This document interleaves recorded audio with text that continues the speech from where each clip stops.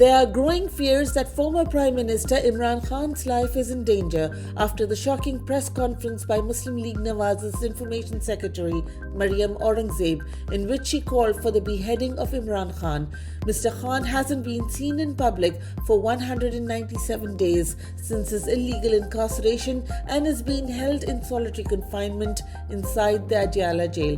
Mr. Khan's wife, Bushra Imran Khan, is herself being held in solitary confinement and has had a substance mixed in her food, causing her stomach and mouth to burn.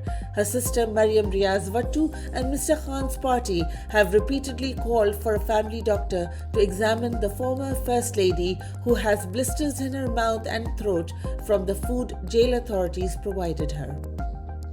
Former Prime Minister Imran Khan's PTI has said it wants its seats and mandate back, not an annulment of the entire polling process. Pakistan Tehreek-e-Insaf would like to make it crystal clear that we do not plan on calling for annulment of the general elections 2024, the PTI said in a statement. Our only demand is to fork up our mandate that has been stolen through established rigging. Over 80 National Assembly seats of the party were stolen and awarded to various parties throughout the country, depriving the party of a majority to form government without a coalition. The party has held protests across the country, where thousands came out against the blatant rigging in the February 8th polls.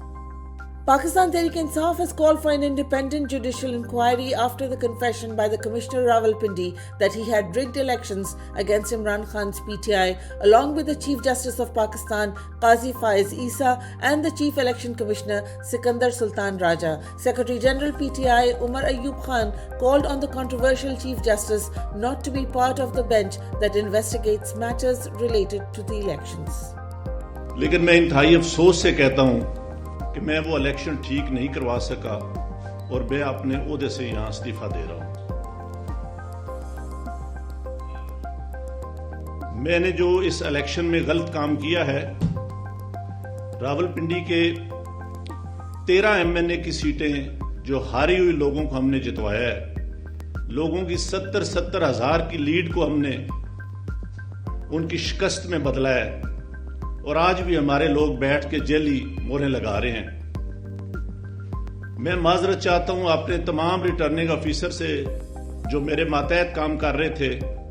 Pakistan's illegal expired caretaker government has once again increased gas prices, drawing a severe response from industrial bodies.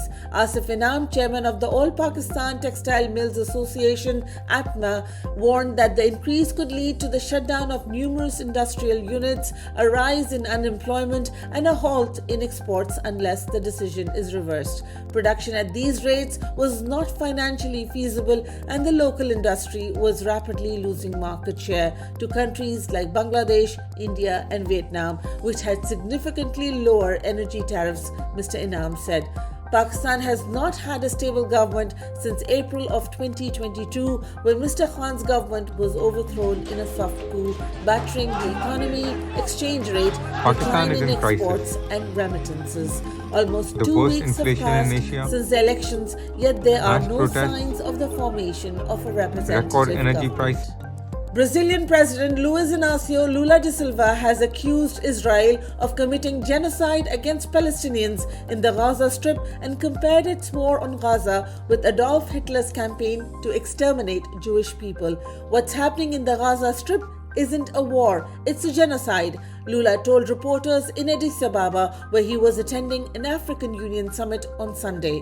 It is not a war of soldiers against soldiers. It's a war between a highly prepared army and women and children, added the Brazilian president.